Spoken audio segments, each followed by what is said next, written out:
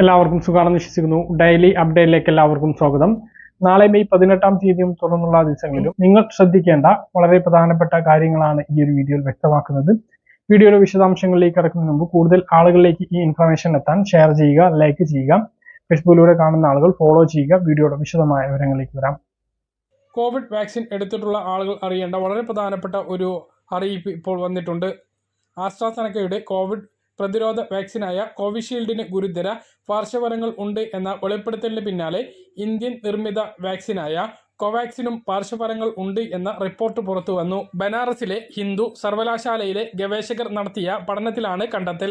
അന്താരാഷ്ട്ര medical ജേണലായ sprinkler നേഷനിലാണ് ഇത് സംബന്ധിച്ച പഠനം പ്രസിദ്ധീകരിച്ചത്. കോവാക്സിൻ സ്വീകരിച്ച 926 പേരിലാണ് ഗവേഷകർ പഠനം നടത്തിയത്. ഇതിൽ 635 കൗമാരക്കാരും 291 മുതിർന്നവരും ഉൾപ്പെടുന്നു. കോവാക്സിൻ സ്വീകരിച്ച 50% പേരിൽ വാക്സിൻ സ്വീകരിച്ച ശേഷമുള്ള ഒരു വർഷത്തിനിടെ ആരോഗ്യ പ്രശ്നങ്ങൾ ഉണ്ടായി എന്നാണ് കണ്ടെത്തൽ. കൂടുതൽ പേർക്കും ശ്വസനനാളിക്ക് മുകൾ ഭാഗത്തായി ഇൻഫെക്ഷൻ ഉണ്ടാവുകയാണ് ചെയ്തത്.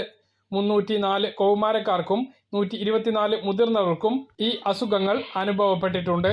വാക്സിൻ സ്വീകരിച്ച 1% പേർക്ക് ഗുരുതരമായ പാർശ്വഫലങ്ങളും കണ്ടെത്തിയിട്ടുണ്ട്. പക്ഷാഘാതം, ഗില്ലർ ബാരി സിൻഡ്രോം എന്നിവയാണ് ഒരു വർഷത്തിനിടെ ഇവർക്കുണ്ടായത്. ശ്വാസകോശ രോഗങ്ങൾ, ത്വക്ക് രോഗങ്ങൾ, നാഡി സംബന്ധമായ അസുഖങ്ങൾ തുടങ്ങിയവയും കൗമാരക്കാരിൽ ഉണ്ടായ പ്രശ്നങ്ങളാണ്. നാഡി സംബന്ധമായ രോഗങ്ങൾ, ആർത്തവ പ്രശ്നങ്ങൾ, നേത്ര രോഗങ്ങൾ തുടങ്ങിയവ ഒരു വർഷത്തിനുള്ളിൽ മുതിർന്ന ആളുകളിലും ഉണ്ടായിട്ടുണ്ട്.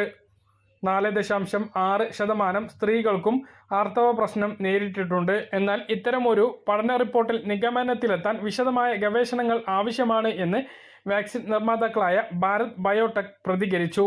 ദ ഹിന്ദു ആണ് ഈ കാര്യം റിപ്പോർട്ട് ചെയ്തത്. ഇപ്പോൾ കോവിഷീൽഡിൻ്റെ പ്രശ്നം വന്നപ്പോൾ കോവാക്സിൻ എടുത്തിട്ടുള്ള ആളുകൾക്ക് ആശ്വാസം എന്നൊക്കെ പറഞ്ഞിരുന്നു. പക്ഷേ അതിലേറെ ഗുരുതരമായിട്ടുള്ള നിരവധി പ്രശ്നങ്ങളാണ് കോവാക്സിൻ എടുത്തിട്ടുള്ള ആളുകൾക്ക് ഉണ്ടായിട്ടുള്ളത് എന്നാണ് ഇപ്പോൾ പഠന റിപ്പോർട്ട് തെളിയിക്കുന്നത്.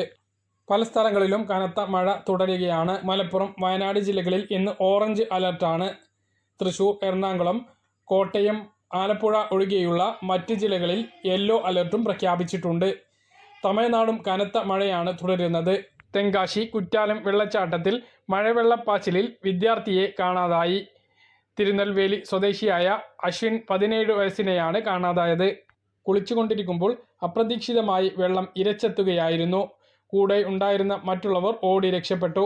തെക്കൻ ജില്ലകളിൽ കനത്ത മഴ സാധ്യത ഉള്ളതിനാൽ നീലഗിരി ജില്ലയിലേക്കുള്ള യാത്ര മെയ് 20 വരെ ഒഴിവാക്കണം എന്ന് ജില്ലാ ഭരണകൂടം മുന്നറിയിപ്പ് നൽകിയിട്ടുണ്ട്.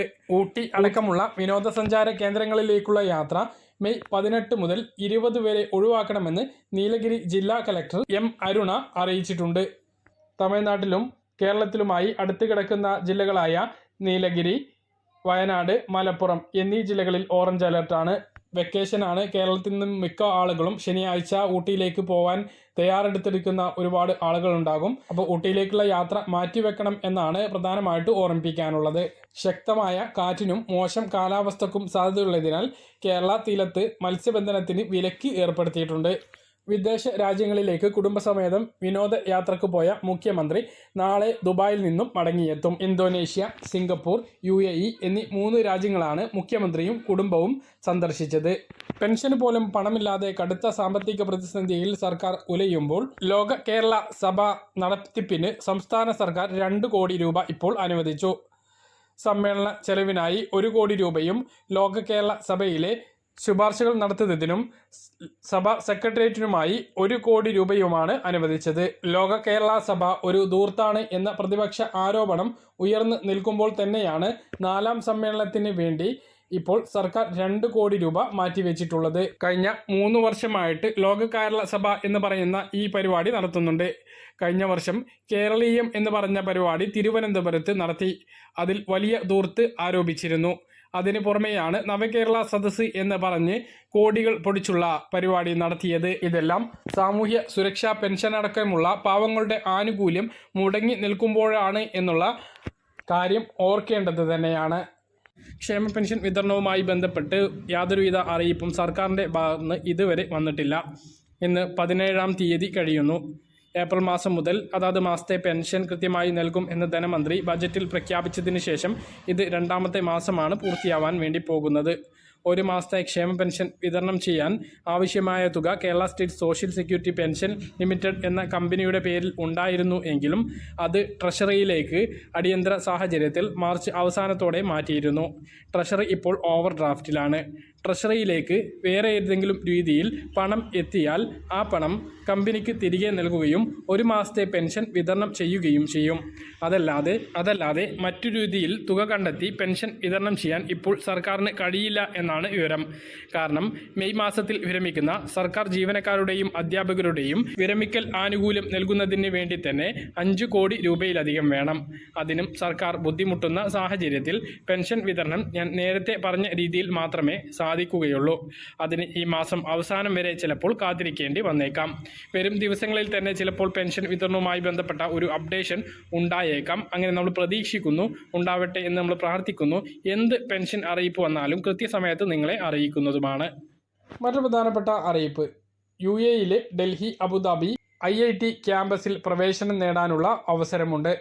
പ്രവേശന പരീക്ഷ ജൂൺ 23 നടക്കും. www.abudabi.iitd.ac.in എന്ന വെബ്സൈറ്റ് മുഖാന്തരം ജൂൺ 3 വരെ ഓൺലൈനായി അപേക്ഷിക്കാവുന്നതാണ്. റേഷൻ വിതരണത്തിന്റെ കാര്യത്തിലേക്ക് വന്നാൽ സംസ്ഥാനത്ത് റേഷൻ കടകളുടെ പ്രവർത്തന സമയം വീണ്ടും പുനഃക്രമീകരിച്ചിട്ടുണ്ട്.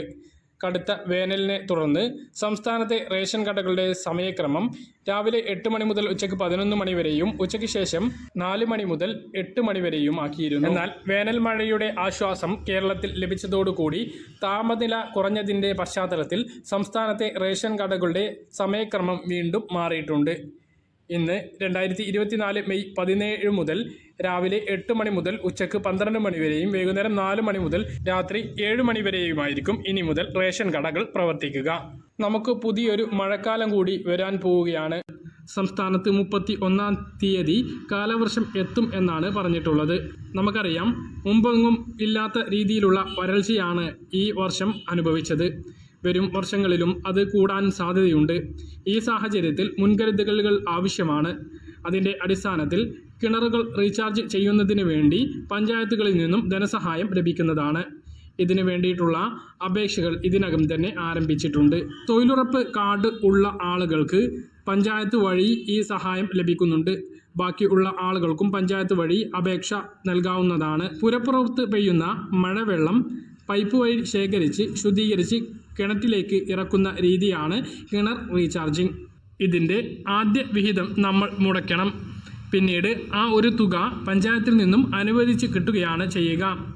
ബ്ലോക്ക് പഞ്ചായത്തുകളിൽ നിന്നും മറ്റുള്ള ആളുകൾക്ക് പ്രധാനമന്ത്രി കൃഷി സിഞ്ചായി യോജന പദ്ധതി പ്രകാരം ആനുകൂല്യം ലഭിക്കുന്നുണ്ട്. അതേക്കുറിച്ച് അറിയാൻ നിങ്ങളുടെ ബ്ലോക്ക് പഞ്ചായത്ത് മെമ്പറുമായി സമീപിക്കാവുന്നതാണ്. പഞ്ചായത്തിലൂടെ നടപ്പിലാക്കുന്ന പദ്ധതിയെക്കുറിച്ച് അറിയുന്നതിന് വേണ്ടി നിങ്ങളുടെ വാർഡ് മെമ്പറെയാണ് സമീപിക്കേണ്ടത്.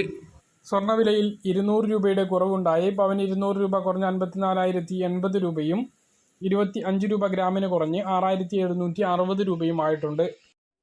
പറഞ്ഞ കാര്യങ്ങൾ കൃത്യമായിട്ട് മനസ്സിലാണെന്ന് തരുന്നു. ഇതുപോലുള്ള ഇൻഫർമേഷൻ ലഭിക്കാൻ ചാനൽ സബ്സ്ക്രൈബ് ചെയ്യുക, ബെൽ ഐക്കൺ എനേബിൾ ചെയ്ത് വെക്കുക. മറ്റൊരു വീഡിയോയിൽ നമുക്ക് വീണ്ടും കാണാം. ഇതുവരെയും ബൈ.